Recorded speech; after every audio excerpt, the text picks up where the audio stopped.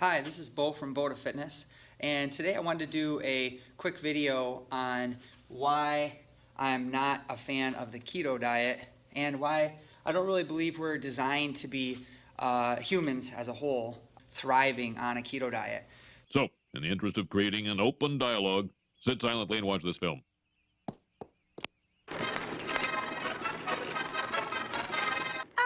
Mr. McClure, I have a crazy friend who says it's wrong to eat meat. Is he crazy? No, just ignorant. You see, your crazy friend never heard of the food chain.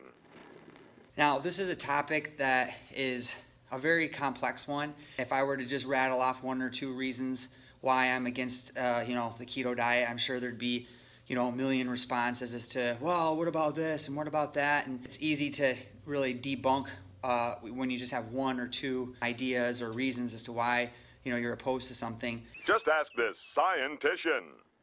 He'll tell you that in nature, one creature invariably eats another to survive.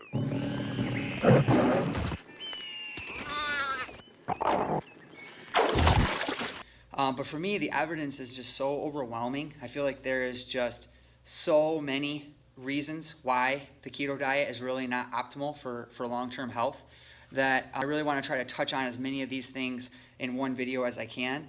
So that being said, this is a video that's a little bit more in-depth, a little bit more comprehensive than probably a lot of other videos on the keto diet. So obviously this is one that's going to take a little bit of time. So you don't have a lot of time to watch this video, then I'd encourage you to maybe watch it in little chunks because I'm going to try to go pretty in depth here. Obviously, even with the time that I have right now, I can't cover every single angle. I just want to share several of the most important points that I feel are really important for at least from my perspective as to why the keto diet is not optimal for most people.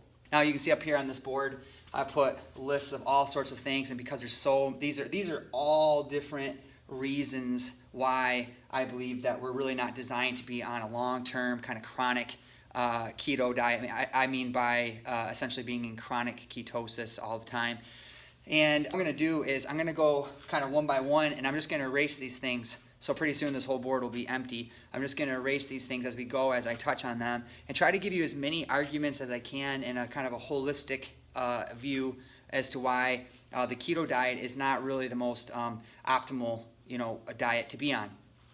Now, just as a little, introduction, I'm assuming that those who are watching this video are already kind of familiar with what the keto diet is. Even when you're trying to define the keto diet, this can be different or subjective from one person to another because people have different definitions. You have some who they promote the quote-unquote carnivore diet, where it's eating the entire animal, nose to tail, eating predominantly meat and very little to no plant foods.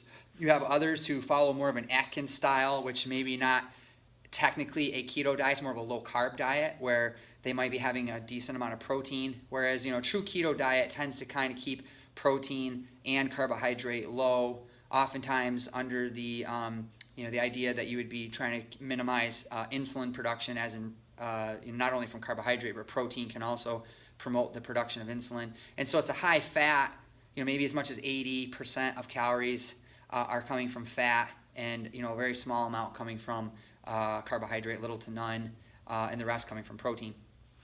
And then there's all sorts of nuances, and I don't have time in the context of this video to go into all those nuances. What I want to do is really touch on some of these points that I have listed up here and really kind of go through them one by one.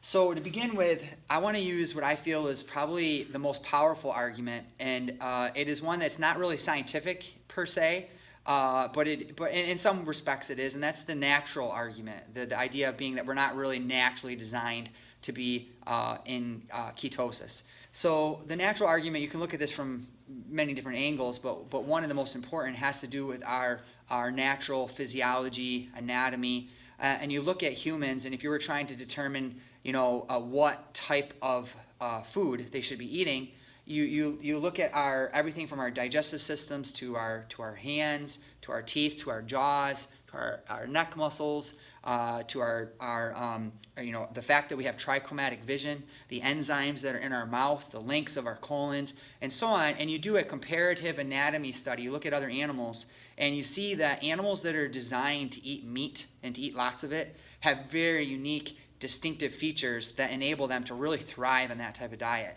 And you look at a human, and you see that we most resemble primates. We don't have the exact same physiology as primates, but we share common features with them that in many respects are completely unique amongst the animal kingdom, such as this unique design in the shoulder. I mean, what other animals do you know that have hands like this? Look at the type of our jaws and so on, our teeth structure. And what you see is that our body really is designed to really thrive on a high amount of plant food, which obviously we would be consuming quite a few carbohydrates in the diet. Whereas animals that are carnivores, they have a physiology that's really optimized to eat lots of meat and fat and so on. Things from the fact that carnivores can excrete way more uric acid, which is a byproduct of breaking down high amounts of fat and protein in the diet. The fact that we can see that, like I mentioned earlier, trichromatic vision. It's important that if you think about it, animals that see the world in multiple wavelengths of color, it's really important because when you need to find colorful foods, that you can actually see colorful things, right?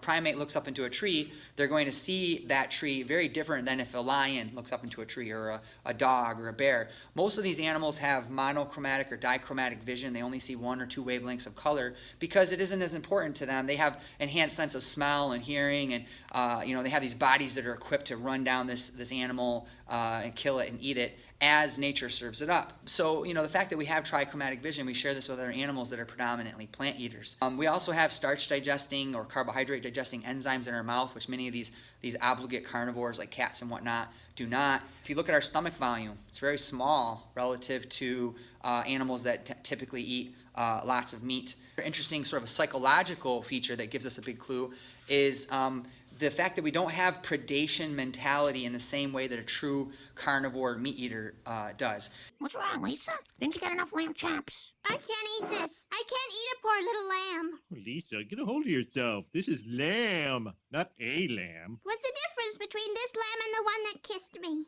This one spent 2 hours in the broiler. And so what I mean by that is, if you think about it, animals that are true meat eaters and carnivores, they have a psychology, so to speak, a hunting psychology, a food gathering psychology that is literally designed to look when they look at their food. So let's picture a lion hunting on the savannah. When that lion's looking at that herd of zebras, he is looking for the sick, the weak, the young, the elderly, the stupid. And so in other words, what the lion's doing is he's looking for what's going to be the most energy efficient way of me collecting my food, gathering my food. What's the what's the best way for me to get my food without getting injured? The lion doesn't want to tangle with the toughest, strongest, most healthy zebra on the savannah. He wants to look for the one that's going to give him the greatest chance of acquiring that food with the least amount of energy expenditure. And so that means that they tend to prey on the sick. I remember reading a study once, I think it was out of wolf pack kills, I think it was out of Toronto, and they were looking at the number of deer that were killed that year with cancer. And they found that it was very high. I don't know if it was like 70% of some on wolf pack kills were with deer with cancer. But the point is that they were finding the animals that are true carnivores, true meat eaters, they look for the sick, and what they do is they weed from the gene pool those unhealthy genes, and what emerges is a stronger gene pool. When the lion weeds out those inferior genes, the whole herd actually benefits. And on the other hand, when you look at herbivores, their psychology is designed to look for the beautiful, the young, the nutrient dense, the ripe, the beautiful, even smells. When you think about smell, how many people do you know who are spraying dead zebra odor under their armpits, or wiping, cadaver cologne?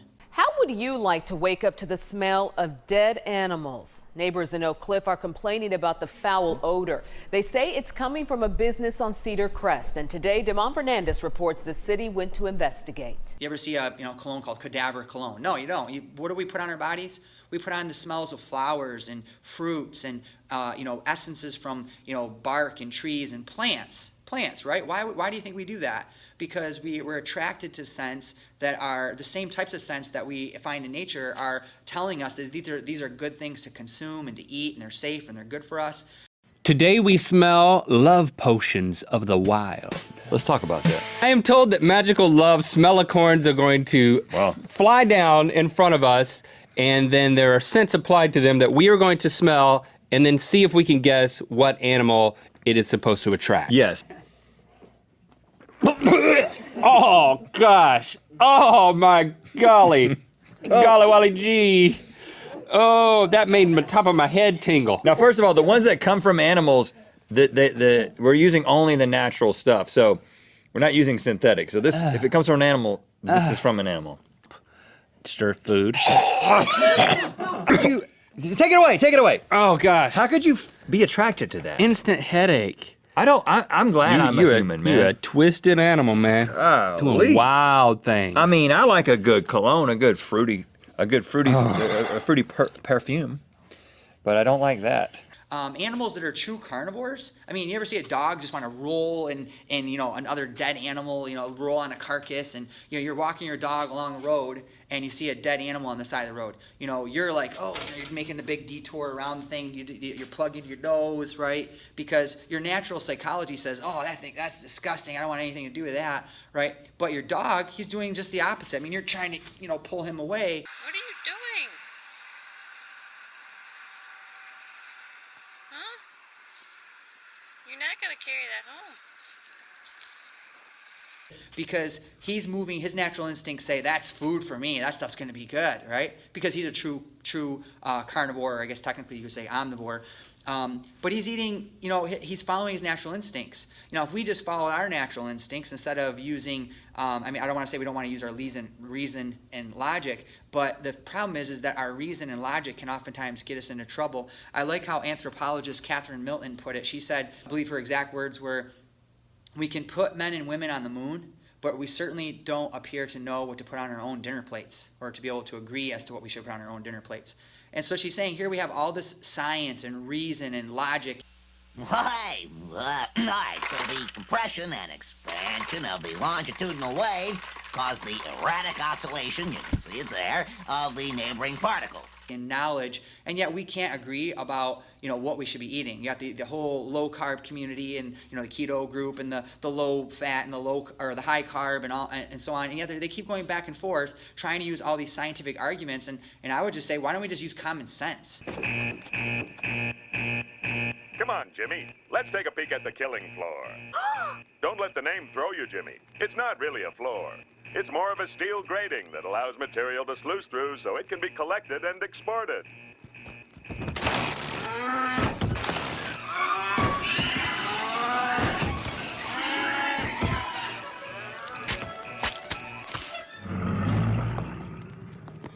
Getting hungry, Jimmy?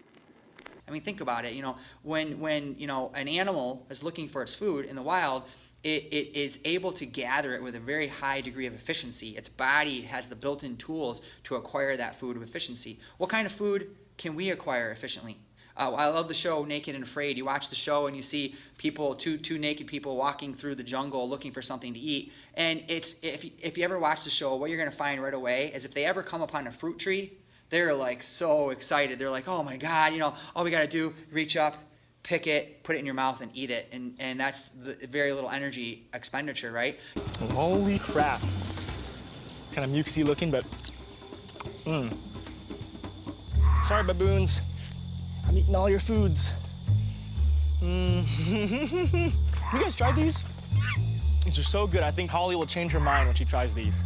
Now, when they go about trying to procure an animal, which again, remember, it's a rich source of nutrients, fat, protein. It's obviously got a lot of good calories in there, and they'll try to get those whenever they can. But it's a lot of work and a lot of risk trying to catch those animals, especially because they need to use a lot of technology. They're not very good at acquiring those things just by, you don't see a guy just kind of scurrying around trying to grab a hold of a groundhog and then put the thing in his mouth and start biting, right? He's got to use sticks and stones and snares and knives and there's oftentimes a lot of risk involved in this because they don't have the built-in equipment to do that. We are going to a place where we think gators might be more likely to be at. Place with sun for them to bask. We are looking for 2-foot, 3-foot gators up on land so we can hunt them. Come up next to him. Just walk down. Sweet.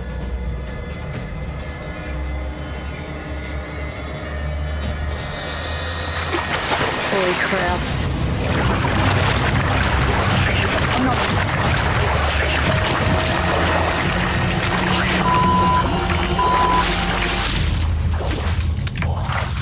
Oh my God.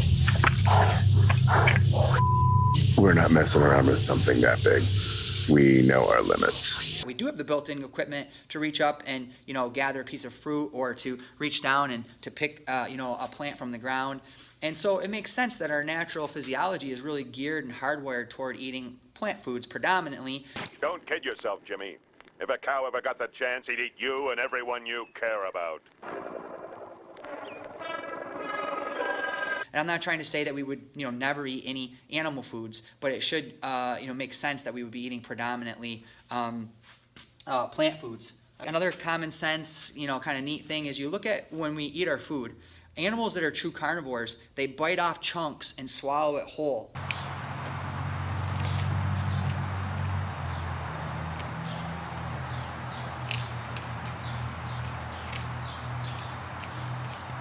You don't see your dog isn't sitting there chewing his food. You don't see a lion chew his food. He bites off a whole chunk, swallows it whole, and might go many days without eating. Animals that are more plant eaters, they tend to forage. They tend to eat a lot more throughout the day. They need to chew their food. Their jaws move side to side. Notice our jaws move side to side. Whereas true carnivores, their jaws only hinge up and down. So why is it important that that we have this distinctive jaw that moves side to side? It means we need to chew our food before we swallow. We don't have the jaws of other meat eaters and carnivores to really be eating this food in any high, crazy volume, especially not raw. I remember watching the show Survivor. You guys have seen the show Survivor, where they have all the people trying to survive on the island. And I remember in one episode, this was very revealing. They had a challenge where they had a roast pig on a spit there, and the thing had been turned and it was all tenderized. And they told the groups, they said, okay, here's what you're going to do. On go, you're going to run up to this roast pig. Your hands are tied behind your back, and you got to bite into this thing, take off chunks, and you got to run with that over to the other end, and you got to spit the stuff out onto a scale. And the team that could collect the most meat over a certain amount of time would win that particular challenge. So they say 3, 2, 1, go. And so the people run up, and they're biting off chunks of this pig, and then they're running around and spitting this stuff out, and you see parts where they're getting the meat like dangling from their teeth, and they can't get it out. It's stuck between their teeth. And you have another partner who comes over and biting it out of their mouth, trying to spit the thing in the bucket. And it was pretty gross. And you're watching all the spittle, and people keep getting the meat just kind of hanging from their mouth, and they can't get it out. And after the challenge was over, and the team that loses has to go to, I guess, an elimination round. The next day, at the elimination round, one of the guys walks in. He's just like, oh, and the head, I can't remember the name of the guy who runs the show, but he says, "What's going on? How are you doing?" And he goes, "Oh." This was one where, ironically enough, we all had more injuries during this challenge than any of our other challenges combined. Give me the rundown. Who has an injury? From today's challenge? From today's challenge. Jim, what's your injury? I have a bunch of cuts on the inside of my mouth, and my lips are all cut up. Elise? Bloody cuts and gums. Ozzy? Cuts on my lips, chipped tooth, and my jaw's a little dislocated. Dawn? Broke a tooth. Wow. And I thought, I'm watching this, I'm thinking, isn't that like again, common sense. Think about it. You look at the neck and jaws of true carnivores, animals that are designed to eat meat, they'd be ripping off hide and hair and bone and, crushing this stuff. You look at the square inch pressure of these animals like hyenas and lions, and, they're designed to eat this stuff. They have large gaps between their teeth, so you don't see, a wolf just has a piece of meat just hanging out of its mouth that it can't get rid of. Their jaws are specifically designed to eat that kind of food. And you look at our jaws and our teeth, and you see we don't have the neck muscles, we don't have the teeth, we don't have the strength to be consuming those things. And this was a cooked, tenderized pig. We're not talking about like a raw, bloody animal that's trying to kick you in the face while you're eating it, which again, every other real carnivore would be eating their food raw. Which actually kind of leads me to another point. The keto community and the low carb community, another thing I want to a challenge I want to put forth that I think is really important to understand is that when you have to cook your diet in order to safely consume it, this should be right away one of the first clues that you're following a very unnatural diet. Now, I'm not trying to make the case that everybody should be eating all their food raw and that raw food is always healthier than cooked food, and I'm not necessarily trying to make that argument, although there are a lot of benefits to including a lot of raw food, and there are some pros and cons on either side. But my point is think about it. Every animal but man eats all of their food raw, right? They're able to eat it as nature serves it up.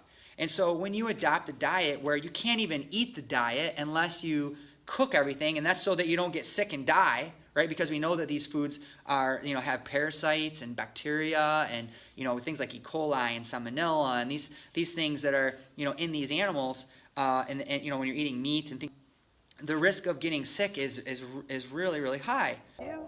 Since Daniel refuses to acknowledge the risks of eating raw meat, Dr. Dow and JJ want to introduce him to someone who can show him the danger he is facing. Raw beef is covered with microscopic organisms, viruses, as well as parasites. Okay. They're not visible to the human eye, but nonetheless, they're there. Right. Your first sign of eating a parasite or a virus or a bacteria could be death, and it's not a nice death. This is some ground chopped meat, which we got from your refrigerator. The test tab will reveal if E. coli is present in the ground beef. E. coli is incredibly dangerous. It starts with stomach cramps, diarrhea, headaches, fever, bloody stools, but then it can quickly progress to organ failure and death. So, looks like our E. coli here has changed in color. So that's positive E. coli on the ground beef from your refrigerator, living on your chopped meat. Right? Whereas when you eat most people, if they're eating a raw banana or an apple, they're not like, oh my God, and unless the thing touched, a dead corpse or feces or something, which again is coming from, animal byproduct there. The food poisoning has been traced to a single ingredient, tainted barley. I'm here with barley farmer Brendliff Jensen. Brendliff? What happened is a big old rat got caught up in the grinders there, so my wife Dagny took a hose to it, and it's all cleaned out now. The very fact that you have to cook your food, think about that. If you are eating your natural diet, what you're eating, you should be able to do, you should be able to eat raw. And if you can't, it's, very kind of common sense reason why that is not your optimal fuel. Those barley burgers were tainted. Why did I eat 12 of them? Why? So the type of food that we're really designed to eat is, again, plants, especially fruits. These are, really good for us, and we can eat them raw without causing ourselves, a lot of adverse effects. Now, cooked food is still good I'm not trying to say don't eat any cooked food. There are actually some benefits of, cooking, especially when you're cooking the right way, as far as the increasing certain nutrients, although you will decrease other nutrients. But you also have to bear in mind that with cooking, if you ever get a chance to look at any of Harvard researcher, his name is Richard Wrangham. He wrote several books. I think one is called Catching Fire, a neat documentary called How Cooking Made Us Human. And what Richard points out is that when you cook food, you dramatically increase the number of calories that you can absorb from that food. And what we've found out in the last 15 years is that cooking has a number of important effects, but more important than any in our view is the fact that it systematically raises the net energy gain that you get from eating your food when it's cooked compared to when it's eaten raw. And there are two reasons for this. One is that it increases the proportion of the nutrients that you eat that you actually digest and absorb. And the other reason is that it reduces the energetic cost that your body pays to digest that food. And both of those reasons are important, and neither of them can yet be really said to be quantifiable. But we think that the kinds of differences that cooking makes to food are in the order more of 25, maybe even 40, 50% of the calories than, say, 5 or 10%. So this is hugely important. And one of the amazing things is that if you look up on the USDA website on the number of calories per gram of a food that has been prepared cooked compared to the same food that is eaten raw, what you will find is no acknowledgement of this difference, no acknowledgement of the fact that cooking actually gives you much more calories. And now we live in a day and age where obesity is becoming more and more prevalent. I think now we're at like 35% of the entire American population is obese. Hey, Homer, wing me another one of them burgers, would you? Can't quite seem to stand up under my own power anymore. One whopper for the copper. And over almost 70% are overweight. And you think about that, when we're in a state where we're in a chronic calorie overconsumption, we want to find strategies that are going to help us to reduce the number of calories that we can absorb from the food that we eat. One of the most effective strategies of doing this is eating more raw food. You're not going to adopt a raw carnivore diet. You're not going to adopt well, at least I hope you're not going to. You're not going to adopt a raw keto diet because you're going to get sick. Yeah, you could eat some raw nuts and avocados, things like that. But again, if you're eating a lot of meat and things like this, you're just not going to eat those things raw without risk of infection. Cooking, also another issue with cooking, remember it's not just about cooking making calories more available or even reducing certain nutrients, but the formation of compounds that are very bad for our health. Grillers take their marks each Memorial Day weekend, as this holiday weekend is considered by many to be the official start of the summer grilling season. But recent research linking grilled meat and pancreatic cancer could drop the caution flag on some folks' summer grilling. Experts say one reason for this cancer link is that the muscle proteins in beef, pork, chicken, even fish can generate a cancer-causing reaction when they meet a hot grill. All of these things are muscle proteins, and what happens when we apply those high internal temperatures, it causes them to break down. We actually can create a cancer-forming substance, and that substance can actually cause some damage to our DNA and our genetic material. And when that happens, then we can start that cancer development process. So we know, for example, that things like aromatic hydrocarbons, heterocyclic amines.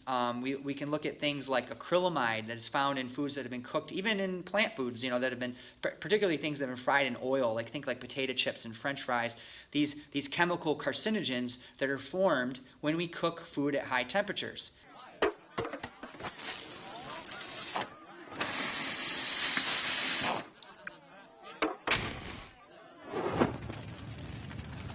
And there have been numerous studies looking at the effects of everything from increased belly fat storage to type 2 diabetes, inflammation, and so on, to diets that are high in cooked food. Well, when you're eating a keto diet, the vast majority of the food you're eating is cooked, right? And this is leading to a higher free radical exposure and subsequently higher risk of more inflammation, disease, sickness, and so on. There is, sometimes you'll hear things like, I remember hearing once a guy who was doing a debate on the carnivore diet, which is a little different than keto, but very, very similar in many respects. And he was like, well, really, plants are just out to get you. We're not talking about one hungry plant here. We're talking about world conquest. And I want to thank you. You ain't the only thing I ever loved. Plants are loaded with toxins. They don't want you to eat them any more than, an antelope wants you to eat it. And so they've developed these poisons to just really, keep us from eating them. And so when we eat these plant poisons, our body is just going to, break down. You hear kind of similar arguments in many respects from like Dr. Gundry and his plant paradox and things like lectins and phytic acid and oxalates and these different compounds, goitrogens and things that are found in plant foods. And the thing is, come on, let's use common sense. I mean, again, I don't think you use a scientific argument for this. Let's just use common sense. They can't seriously expect us to swallow that tripe. Now, as a special treat courtesy of our friends at the Meat Council, please help yourselves to this tripe. Stop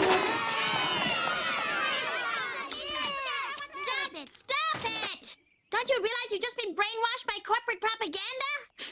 Apparently, my crazy friend here hasn't heard of the food chain. Yeah, Lisa's a grade A moron. And think about it, okay? Here, just think about how irrational this type of argument is. Someone comes along and they say, you really should be eating lots of meat, lots of animals, nose to tail, because plants have poisons. But when you eat animals, the poisons, there are no poisons, and the animal's just loaded with nutrition. Now think about that. The animal's flesh is supposedly loaded with nutrients. Okay, let me ask you a question. Where did all those nutrients come from? I mean, the animal is obviously eating something, right? What kind of animals do people typically eat? Well, let's say venison, for example. Say you're eating deer meat. What did the deer eat in order to accumulate all that nutrition into its flesh and into its body? It was eating all those plant poisons. How come the deer didn't just like drop over dead?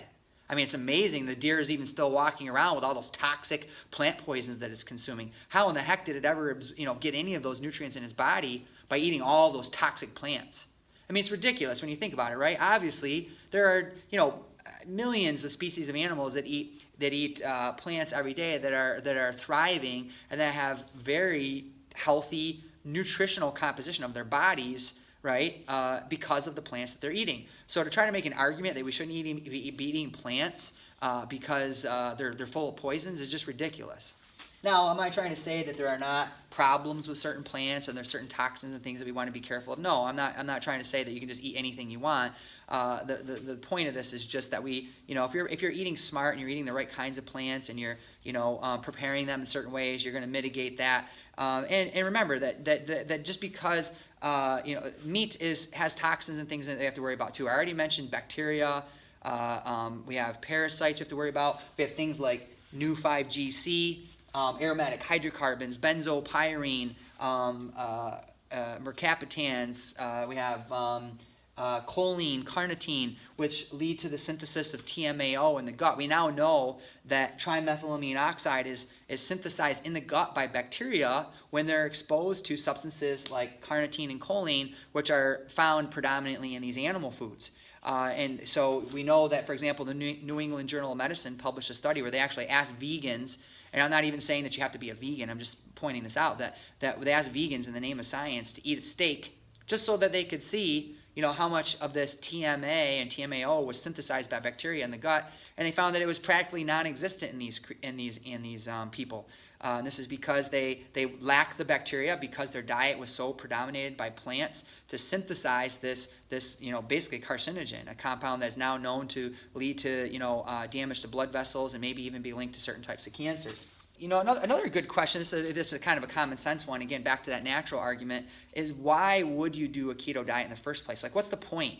Like, why, I mean, if you think about it, if someone tries to convince you to do a keto diet, what is their argumentation like? Oftentimes, again, it's going to be along this kind of natural line of, you're really made to, that's how your body's made. I can't tell you how many times I've heard people use this argument of, that's how we're made. That's just, our body is designed to be in this constant state of ketosis. And, and we're really not made to be eating all this carbohydrate. Now, again, I think this argument is ridiculous. And let me give you a few examples why. First off, let's look at where's the historical precedence. Where are the cultures all over the world, that are just all in ketosis? I mean, anywhere you go, if a culture can get access to carbohydrate, they eat it, right? There's no culture that I'm aware of that has access to carbohydrate that avoids it, right? They get it any chance they can. Their natural instincts say that stuff's good, that stuff's good food.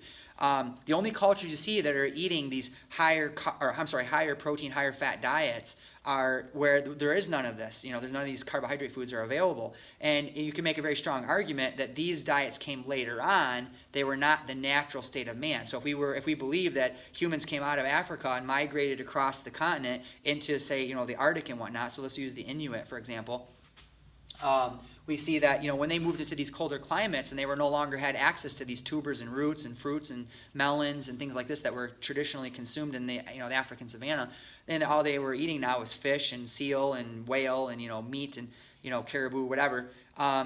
We see that a really good sign as to why again the human body isn't designed to be in a chronic state of ketosis. We see that in the Inuit, there is what's called the Inuit Paradox, in that the vast majority of Inuit or Eskimo have a gene mutation that actually prevents them from efficiently going into ketosis. And today we're talking about the curious case of CPT1A deficiency in the inhabitants of the Arctic. This is a stunning case of evolution where the environment of the Arctic selected for a genetic impairment in the ability to produce ketones. How can we explain this? Inuit children, for example, who are actually fasting can develop a form of hypoglycemia that can be life-threatening we see that their bodies just aren't optimized to be able to go into ketosis very efficiently. How is it possible that the one culture who you would think would be the poster child for being, in ketosis actually is almost unable to go into ketosis? And this actually gives a very strong evidence as to why chronic ketosis isn't healthy. I would argue that what happened is as people moved into the Arctic and their food resources from carbohydrate became very limited, that many of them died. I mean, they were in ketosis for a very long time. This is a very harmful state to be in. Many of them died, but those who developed this gene mutation that actually prevented them from going into ketosis were actually had a little bit of a better chance of surviving. And if you really read in depth in Inuit culture, you find that they went out of their way to find foods that were carbohydrate rich. And so they still were getting a decent amount of carbohydrate despite living in these hostile conditions. Let's go to the next one, blue zones. We know that when you do look at the longest living people on Earth, the vast majority of them are eating diets that are high in carbohydrate, that are actually low in fat, not high in fat, and high in fiber. And so predominantly plant-based diets. I remember Dan Buettner wrote a book on this called Blue Zones, looking at the longest living populations on Earth. And again, despite the fact that you'll hear people say, well, all these people just have gene mutations that protect them, so they could basically eat whatever they want, and they're just not gonna get sick. And again, I think this is a ridiculous argument. I'm not saying some of these mutations might not exist, but one is, why do they exist? And I would argue that because they lived in environments where they were eating this way for many, many, many years, they've actually had some really beneficial effects of eating these plant-based diets. And remember, we have the epigenetic factors that we need to consider, is how environment and diet affect our genes. Another kind of common sense, natural argument against being in a keto diet all the time is just go online, go to YouTube, and look up how many people are promoting keto recipes, and just see what happens. This is one of the biggest, again, common sense clues as to why we should be eating carbohydrate in our diet. And it's the fact that every keto recipe that exists is a recipe that's trying to make the food they're eating taste like carbohydrate. So today we are going to make a sweet keto treat for you guys. Hey guys, today we're hitting you with the 5 best keto sweet tooth hacks. Today, we will be making 2 different versions of keto ice cream made in a mason jar. Today we're gonna make keto bread. This is a recipe we make a lot. It's one of our most popular recipes. Keto pizza in 10 minutes is what we've got on tap today. Now, today I want to show you my all-time favorite guilt-free dessert. This is my keto chocolate cake mug recipe. I'm Ginger, and today we're making keto donuts!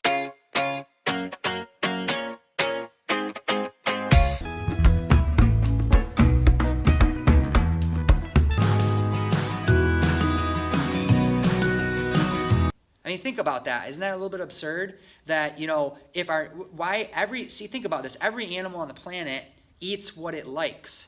We're like the only species on Earth that constantly tries to force ourselves to eat something that we don't even really like. So much steak, lungs filling, sinuses packed with meat. Come on, Dad, just 12 more pounds.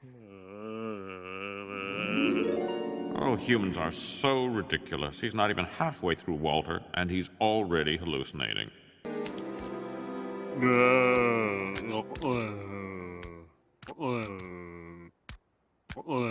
Right? Why don't we just eat what we like? And I'm talking about like in nature. If you're just walking along and you stumble upon a natural food, what would taste the best to you? And as nature serves it up, not being altered or anything, just as nature serves it up. Are you going to want to eat a dead raccoon, or are you going to want to eat a banana or an apple or a papaya or pineapple, watermelon? These things are it's just common sense, right? So the very fact that you go online and every keto recipe, I'm going to show you how to make keto pizza dough, and I'm going to show you how to make keto brownies, and I'm going to show you how to make keto, this dessert and that dessert, keto ice cream and keto lemon flavored this and that. And it's like, why, if your natural instincts are, quote unquote, to be on a keto diet, to be eating all this, fat and animal protein and whatnot, why would you need to be changing how it tastes? Why don't you just eat it as it is, like every other natural meat eater, carnivore type animal? I mean, again, just use your common sense. follow your natural instincts. We have an affinity towards sweetness, and that's for a reason. Our bodies naturally gravitate towards sweetness and color because those are things that are good for us. And we naturally gravitate away from things that are dead, bloody, smelly, rotten, almost the exact opposite of what a true carnivore would do. Many carnivores and animals that are designed to eat meat, take like a shark or a wild cat. These animals are considered obligate carnivores in that they live exclusively on these kinds of things. They rarely eat foods that are high in carbohydrate. And when we look at their physiology, we see that many of them lack receptors for sweetness, meaning they don't really find sweet things attracting at all. They're not attracted to them at all. They're attracted to that salty, protein, fatty flavors in foods. And so again, their natural instincts are driving them toward the type of food that they need to eat. The very fact that we gravitate towards sweet things is a sign that we're designed to be eating plant foods. I remember 10 years ago when keto was becoming really popular, people were a lot of times having some health problems and or their weight was stalling and they weren't really getting the results that they wanted. And the next thing I know, I see that fasting, intermittent fasting, gets incorporated with keto. There's a lot to get used to and keep track of when adopting a ketogenic diet. But once you have the basics down, like your new grocery list and meal planning, there's something else to keep in mind. Intermittent fasting, sometimes called IF. Keto and intermittent fasting, okay, from A to Z. The ketogenic diet and intermittent fasting. Intermittent fasting. If you've watched any of the other videos on ketosis, this one might be the most difficult to understand. Intermittent fasting is something that... Today we're going to talk about intermittent fasting on keto. I now have clients come in who are, oh yeah, I'm doing the keto, I'm doing amazing. I'm like, really? Tell me about it. What's going on? And they're like, yeah, I like fast until this time, and then I have like one meal a day, and then this with high fat, and then I'm losing the weight like crazy. And I'm like, so you're eating like 1,000 calories a day, and you're losing all this weight, and you attribute it to the fact that you're in ketosis, not the fact that you're in this like crazy calorie deficit. Now, I'm not trying to say that you can't lose weight on a keto diet, and I think there are obviously things about the keto diet that are definitely promote weight loss, maybe even better satiety in some respects, and maybe even help you to better fast. But it's the fasting itself, it's that calorie restriction that's actually causing the weight loss, not some magical properties of keto. In fact, when you match calorie for calorie, I like Dr. Kevin Hall's studies looking at putting people on a keto diet versus the high carb diet. Interestingly, and I think most importantly for the carbohydrate insulin hypothesis, is that the fat mass slowed. So the loss of fat mass slowed down. Yes, exactly. On a low carb, high fat diet. That's correct, yes. Which is certainly not what would be predicted. The prediction was you drop insulin, you increase lipolysis, you increase the amount of fat burning, and therefore you should release those trapped fat from the fat cells, you reduce body fat. This is measured by DEXA. But that's certainly not what was found here. That was not what was found here. Okay. We actually saw a slowing of the fat loss. In fact, it took the full 28 days on the ketogenic diet to lose the same amount of fat as the first 15 days. Sorry, so the first 15 days of the control diet, the baseline run-in diet, people lost as much fat as the study diet with the low carb, high fat. That's correct, but more weight. Right. So they lost from lean mass. Yes, and in fact, one of the things that we measured, which is not shown on the poster, is we measured 24-hour urinary nitrogen excretion, which is an index of how much protein is being utilized. That went up over the first period of the ketogenic diet, so they're actually losing protein as well as water. Thing is, let's put it this way. I think the study showed that the higher carbohydrate diet clearly did better than the keto diet. But even if you were to say they were equal, the very fact of the matter is they both got similar results. That alone is evidence that why would you do it if you don't have to? Why would you be following this low carb diet if you're going to get just as good results on eating the appropriately balanced higher carb diet? I also like how Dr. Michael Greger puts it this way. He says the goal of a diet is not to make a skinnier casket. Remember, the idea is we're not just trying to adopt a diet that promotes weight loss, but we want to be thinking about what is going to affect my longevity, reduce my risk of different types of diseases and so on. And I'm very strongly convinced that the higher carb diet is much more likely to promote longevity. I think one of the most extreme high carb diets that just radically demonstrated how amazing it could heal the body, despite the fact that it was really high in sugar. Now, let me just say this. I'm not trying to promote a diet high in sugar. I think most of our calories should come from whole foods. But the point of this is if we look at, for example, at Dr. Walter Kempner's rice diet, this was all published at Duke University. So what happened? Oh, and one more thing. It was not a calorie-restricted diet. The original form was not calorie-restricted. People could eat as much as they wanted. First of all, kidney failure and kidney disease dramatically improved. Hypertension dramatically improved. And we see that he put patients on a diet that was, predominantly white rice, fruit, unlimited fruit juice, and white table sugar. And this was not a calorie-restricted diet. At least the original form was not a calorie-restricted diet. And you see people who have diabetic retinopathy beginning to see again. Their eyes are healing. You see the vast majority of diabetics that are able to completely discontinue their use of insulin. You're seeing people with psoriasis where it's healing. You're seeing abnormal EKGs normalize. Enlarged hearts are shrinking back to a normal size.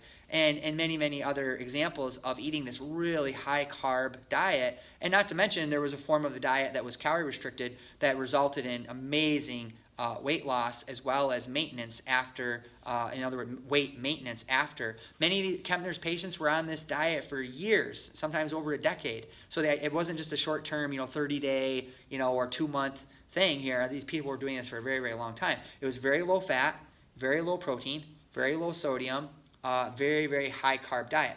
Now, I'm not trying to say everybody should go out and eat a rice diet. I'm just pointing out that here we have an example of a very high carb diet, obviously causing amazing health effects in the body. So this argument that, well, if you eat carbs of the devil... Have a bite?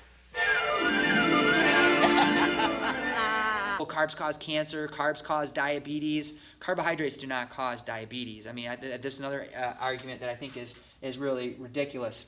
We know that when we look at what's going on with diabetes or insulin resistance, what we're seeing is that when carbohydrates are unable to get into a muscle cell, so we're talking about type 2 diabetes here, when carbohydrates are unable to get into a muscle cell, a large part of that reason has to do with the fact that there is fat within the muscle, and it's called intramyocellular lipid. Myocellular lipid, fat inside our muscle cells. Fat in the bloodstream can build up inside the muscle cell, creating toxic fatty breakdown products and free radicals that can block the signaling pathway process. So no matter how much insulin we have out in our blood, it's not able to open the glucose gates, and blood sugar levels build up in the blood. Insulin resistance wasn't known until fancy MRI techniques were developed to see what was happening inside people's muscles as fat was infused into their bloodstream. That's how we found out that elevation of fat levels in the blood causes insulin resistance by the inhibition of glucose transport into the muscles. And this can happen within 3 hours. One hit of fat can start causing insulin resistance, inhibiting glucose uptake after just 160 minutes. When there is an abnormal accumulation of fat in the muscle cell, this is observed even in healthy people who looked on the outside to be very lean, but yet they had large amounts of fat built up in their muscle. They were actually developing early insulin resistance. Sugar is sort of it's a symptom. Excess sugar in the blood is a symptom. It's, when sugar is not able to get into a muscle cell because there's something obstructing or interfering with insulin's ability to move carbohydrates into the muscle cell, then that's when we have insulin resistance, type 2 diabetes. But when we clear that fat out, we get enhanced insulin sensitivity. And this is what Kempner sort of accidentally stumbled upon. He had people on very high carbohydrate diets, but the vast majority were able to completely discontinue their use of insulin, despite many of them having had diabetes for many, many years. There's a great coaching program online, by the way, if you get a chance to check it out, called Mastering Diabetes, that really helps people many of them who've been on, been diabetic for 10 years or more, to be able to completely get off their insulin by actually adopting a much higher carbohydrate diet and limiting fat in the diet. Same thing goes for insulin sensitivity. How many times do you hear someone who's on a low carb diet, well, you can't tell me this isn't, this low carb diet's bad because my blood sugar levels are better, my insulin is down, my insulin sensitivity is up. And I would say, no, your insulin sensitivity is not up because, insulin sensitivity is not defined by having low insulin. It's defined by how your body responds to a glucose challenge. So, you give someone who is on a keto diet a glucose solution and then, see how they respond, you're going to find they don't do so well, right? Their body isn't able to really handle those carbohydrates in a very effective manner. Now, I heard one guy say, yeah, well, if you do this, long enough, eventually their body will respond. And I say, yeah, long enough they'll respond. But the point is, what we really want is a metabolic flexibility.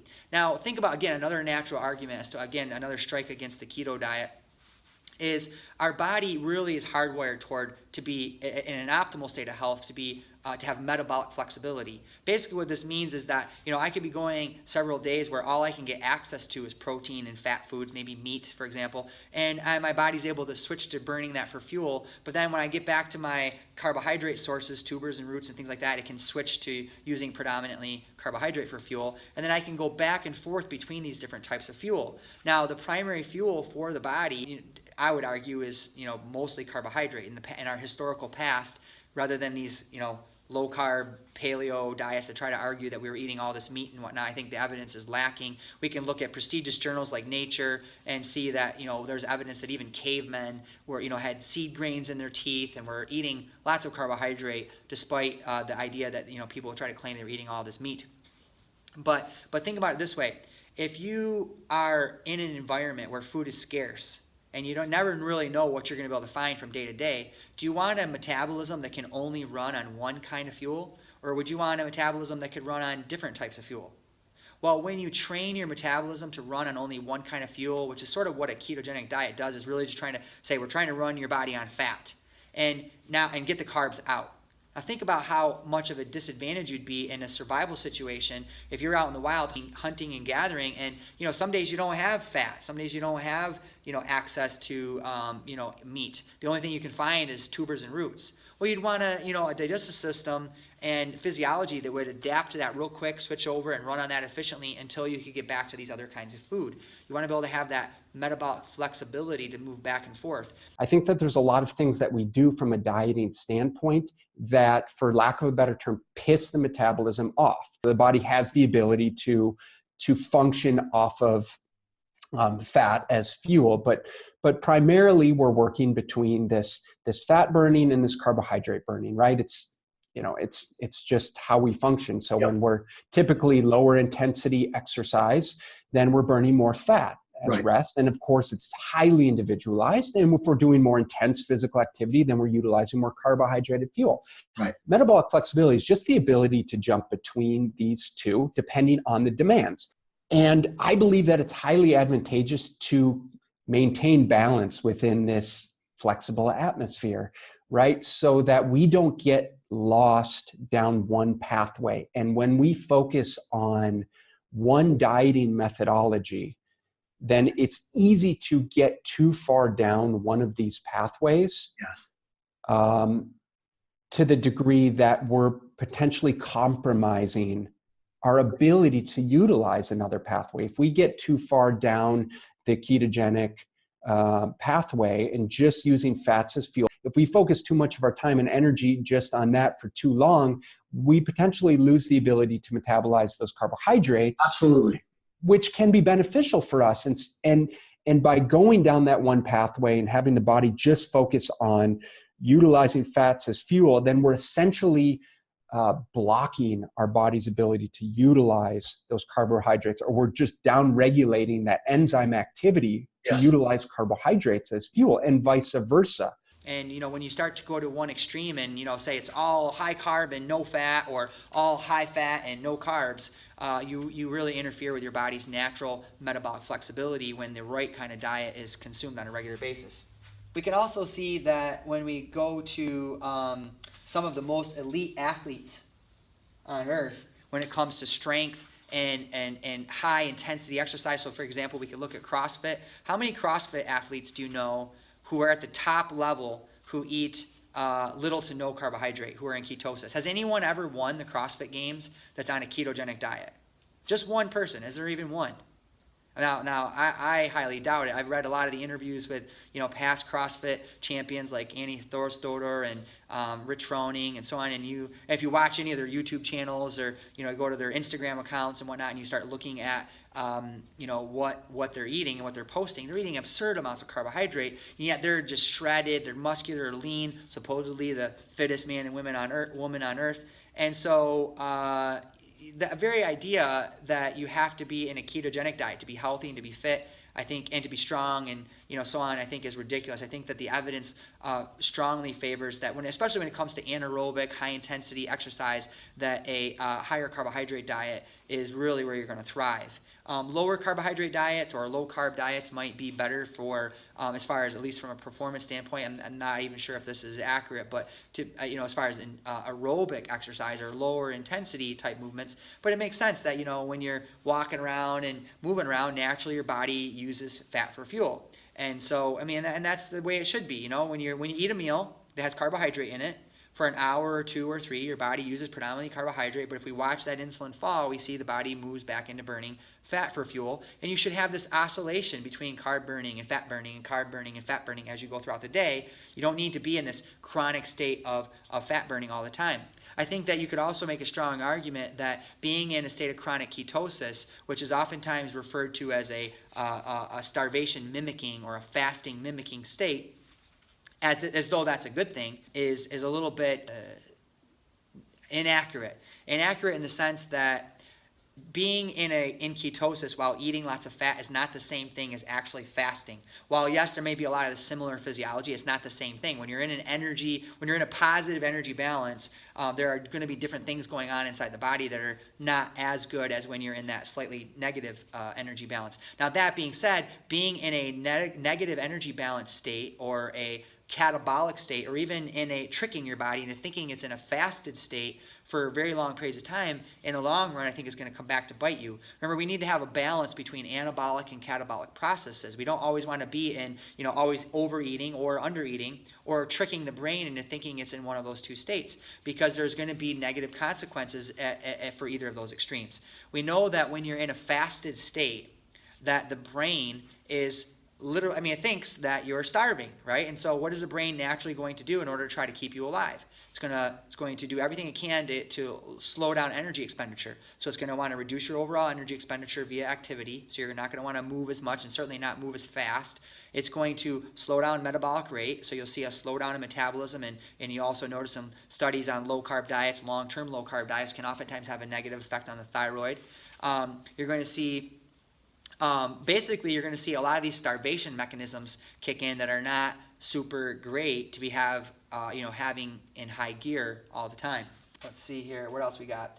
Limited de novo lipogenesis. So another big reason why, another argument against a keto diet would be the idea that there's so many people who are trying to say, well, you eat a lot of carbs, the carbs just turn into fat, and and that's why carbs are bad and insulin is bad and so on. But the problem is we know that in humans, when we look at overfeeding experiments with carbohydrate, that the synthesis of fat from carbohydrate is actually quite limited in most humans. You don't see a lot of fat being made from carbohydrate unless a person is massively overfeeding on carbohydrate for many, many, many days in a row, and they're very, very, very sedentary. And this may be why oftentimes people who are adopting these lower carb diets are like, well, I'm really sedentary, I can't work out much, and and so they're restricting carbohydrate to a degree. And I do agree that if you're not moving a lot and you're very inactive and very, very overweight, you might want to definitely restrict carbohydrate a little bit, but not to the point where you're necessarily following a keto diet. You want to have those carbohydrates to not only get all the nutrition that's attached to them, but to be able to have more energy as you go throughout your day. I do believe that you need to have limits on your carbs, but that's in the context of also your overall total calorie intake as well. Finding the appropriate amount of carbohydrate for you is going to be really, really important. We have the fact that carbohydrates play a role in healthy serotonin production. Think your happiness hormone. And we know that when you have low carbohydrate diets, that there's actually, in higher protein diets, that proteins, whole proteins, can actually compete on the surface of the cell for serotonin uptake. Carbohydrate actually enhances the synthesis and uptake of serotonin, which can actually have us, feeling really good. You look at studies on low-carb diets. I remember reading one. I think it was a study out of Toronto, University of Toronto, and the title of the article that I was reading was talking about how low-carb diets often derail that person's best efforts to stay slim because they get so depressed and so on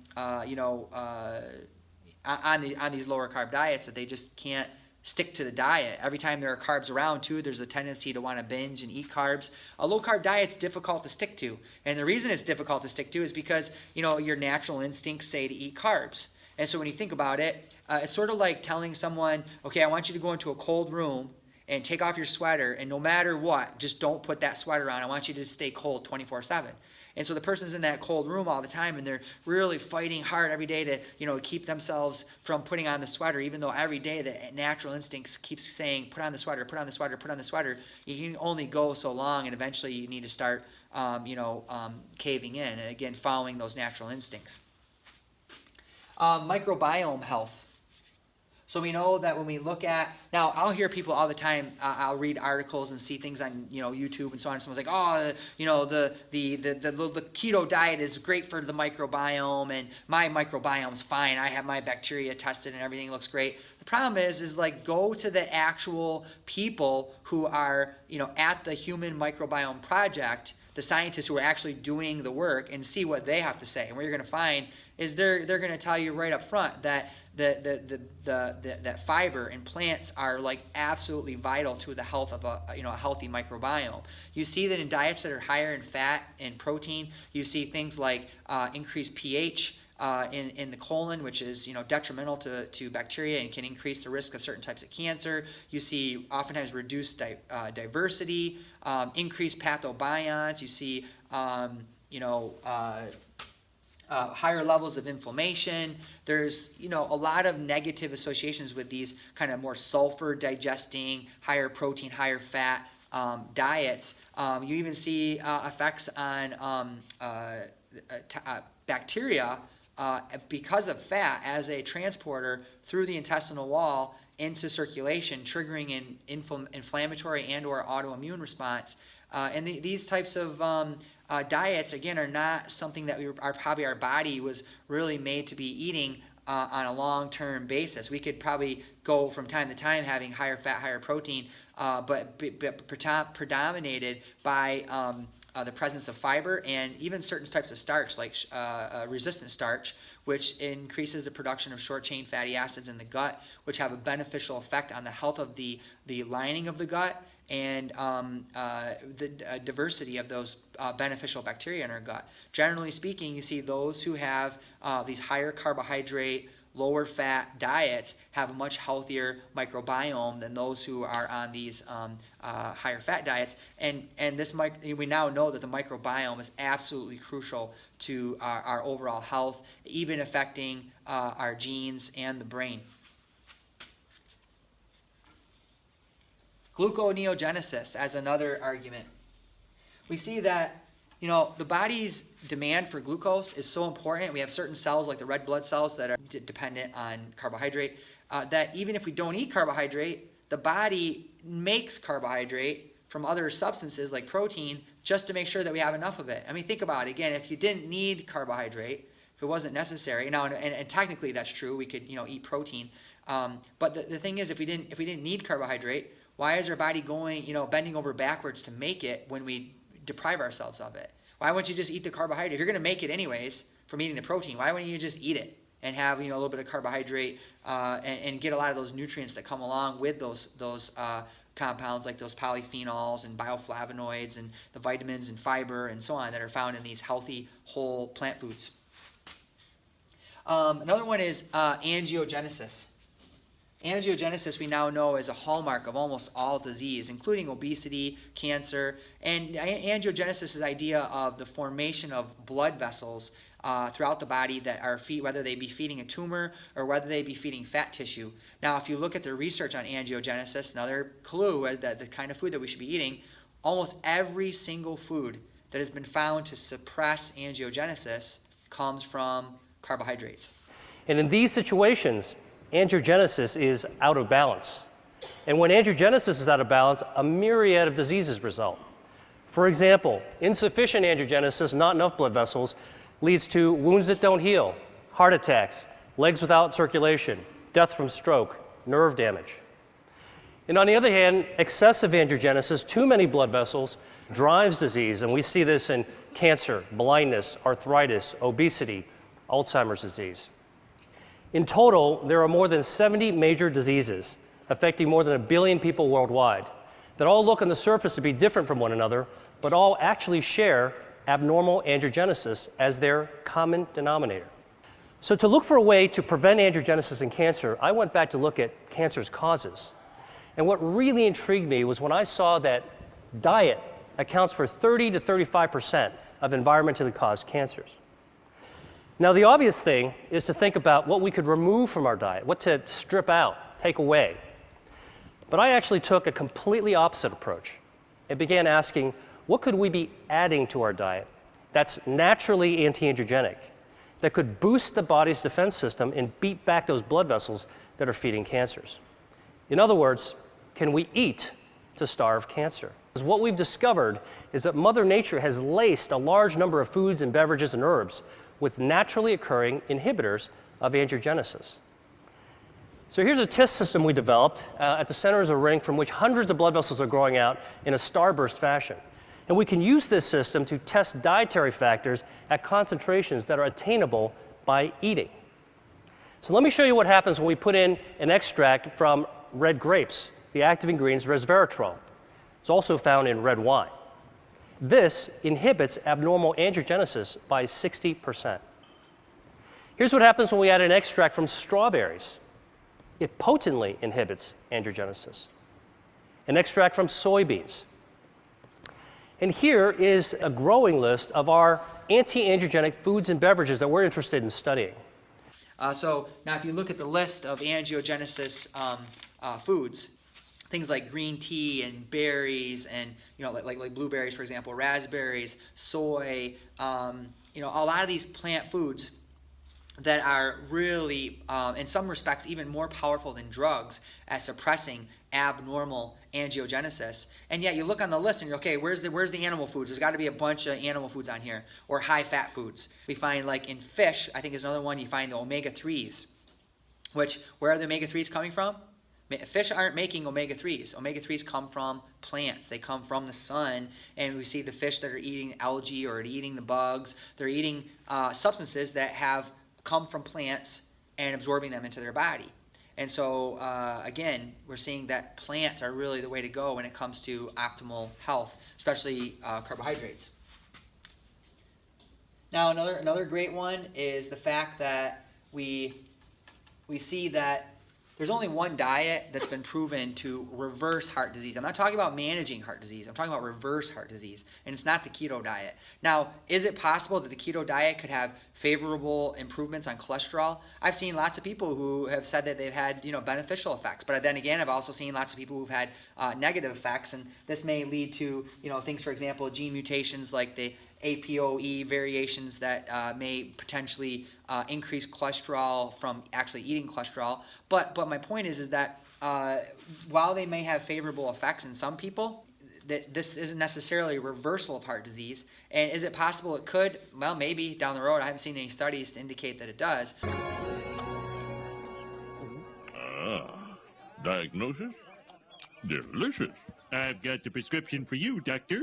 Another hot beef injection. But we do know that there are two diets that are essentially the same type of diet that have been clinically verified to reverse heart disease in many people, and are the only two diets that are actually reimbursable through Medicaid. Right? They're actually willing to pay. Think about that. The insurance companies who don't want, how insurance companies are. They don't want to lose a dollar. They don't want to, they'll take your money, but they don't want to give you anything. So if they're willing to pay for a diet versus like a drug or some other type of, medical procedure, they must be pretty darn convinced that this thing is pretty powerful at, affecting heart disease. So we have Dean Ornish's diet, and I think the other one was a Pritkin. They're basically two diets that are low-fat, higher carbohydrate diets. Now, these also come along with things like stress reduction and exercise and so on, which are obviously important with any diet. But my point is that we look at the research by Caldwell Esselstyn, for example, and the reversal of heart disease following a low-fat, plant-based diet, and we see that it's just amazing at the fact that he's actually clearing plaque out of these blood vessels. So again, if you're going to try to say, well, a carb diet's bad for you, it increases heart disease and cancer and it's make you fat and all this, it's just not true. It's not true. You know what? I think we're gonna end there for now. There's a few others. I touched on a bunch of them, to a degree. I didn't really go into the new G5C. And this is looking at products and things that are in meat that can actually be inflammatory. If you take autopsy samples, you can find proof of a molecule called NuGC in human tumors.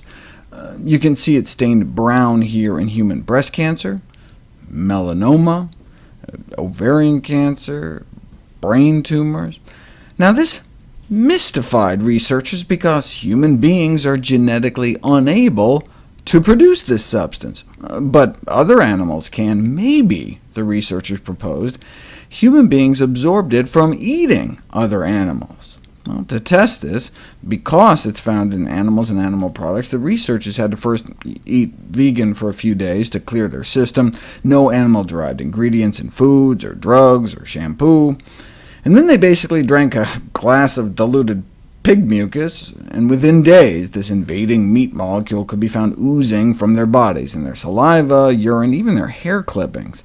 We also have, for example, higher protein diets, which I know not all keto diets are high protein diets, but these higher protein diets, or animal protein in particular, which is higher in leucine, stimulating IGF-1 and activating mTOR pathways that can cause aging and increase risk of cancer in the body, or cancer growth in the body. We have the fact that our limited glycogen stores in our body and abundant fat stores, indicating that our glycogen stores, we store a certain amount of glycogen in our body that is not very much relative to the amount of fat we can store in our body. And this is actually another argument, a strong argument, as to why we should be eating a relatively high carbohydrate diet. The fact that we have limited stores of carbohydrate, which is a stored form of glucose, so to speak, in the body, or sometimes called human starch, indicates that we were able to constantly be refilling it all the time. The body was saying, hey, this stuff's heavy to carry around, it's got a lot of water in it, and since it's readily available, I'm not going to develop pathways to stockpile this stuff in any abundant amount, because it's everywhere.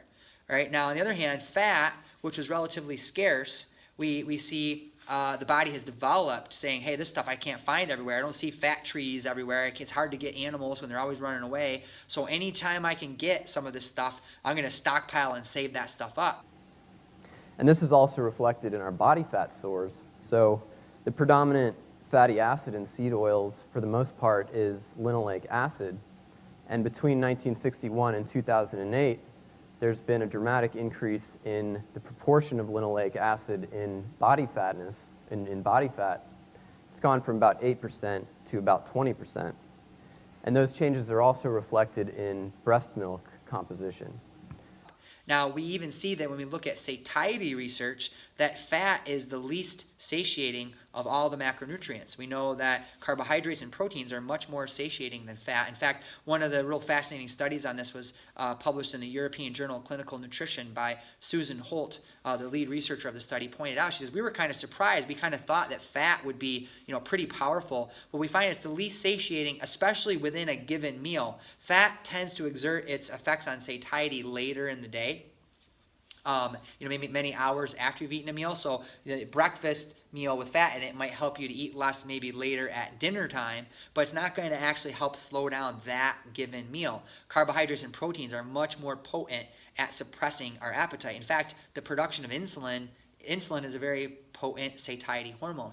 And so we see that in the study, they listed foods based upon their ability to satiate and make you feel full. And believe it or not, the foods that were kicking butt were actually not even foods that were that high in protein, but they were high in carbohydrate. Potatoes, boiled potatoes, just plain old boiled potatoes, came out number 1. But the minute you added oil to the potatoes, so if you ate a French fry, that not only seemed to not make you feel full, but even led to passive overconsumption of calories, especially when fats were combined with sugars. Another place where we can see the traces of diet industrialization is in the consumption trends for potatoes. So between 1960 and 2007, total potato consumption increased modestly. However, the consumption of fresh potatoes declined by 50%, whereas the consumption of processed potatoes, primarily French fries and potato chips, increased by 4-fold. And if we do a proportion on that, the proportion of processed potatoes increased over that same time period from about 1/4 to about 2/3 of total potato consumption. There's, a lot of evidence that our body is designed to eat a diet that's higher in carbohydrate, lower in fat, and coming from whole foods, obviously. And when we mix fats and sugars together, this is a recipe for disaster. We're the only species on Earth that constantly take the fat from one food and the carbohydrate from another, and then we mix them together in order to make, yummy food. When we started putting fat and carbohydrate on the same plate in the 1700s, we became gourmets. In the 20th century, when we started putting fat and carbohydrate in the same food, we became gourmands. It's when you put fat and carbohydrate together that they don't work. Even fatty fruits, coconut, olive, avocado, have no carbohydrate. There is no foodstuff on this planet that has both fat and carbohydrate at the same time. It's one or the other, because that's evolution, that's nature, that's what God did. That its nutritional composition resembles that of breast milk. But you see, our physiology is not hardwired, just like every other animal on the planet. If you think about it, every animal on the planet really eats only one of 2 kinds of diets. They eat a diet that's relatively higher in carbohydrate and protein, but low in fat, like the zebra, or they eat a diet that's high in fat and protein, low in carbohydrate, like the lion, right? And the question is which kind of animal are we? I would argue we're this kind of animal over here, where our body is geared more toward that of a primate, more to be more herbivorous. Now, not to be exclusively, we're kind of a little bit somewhere in the middle, but we're definitely skewed more toward this side. So that means that both diets are effective at weight loss, and I think the one thing that a low-carb keto diet has in common with, say, a higher carb, lower fat diet is the one thing they both have in common is that they both understand that you can't mix fats and carbs together and have good stuff happen, right? Everything from increased palatability to overconsumption of calories to you're screwing up your insulin, satiety mechanisms are overwhelmed, fat storage is promoted, all sorts of problems happen when you start mixing fats and carbohydrates together. So, I hope you found some of the information in this video helpful. If you did, comment. If you have any questions, you can contact me, bo@bodafitness.com, or you can, put comments below. Any negative comments that are, derogatory and stuff like that, I'm just going to delete them. I mean, if you want to offer some constructive criticism or ask a question or a friendly debate, I'm more than willing to keep that stuff up, but, just don't have time for, haters and stuff like that, so you can get rid of that crap. And hope you found this video helpful, and look forward to talking to you again soon. Bye-bye.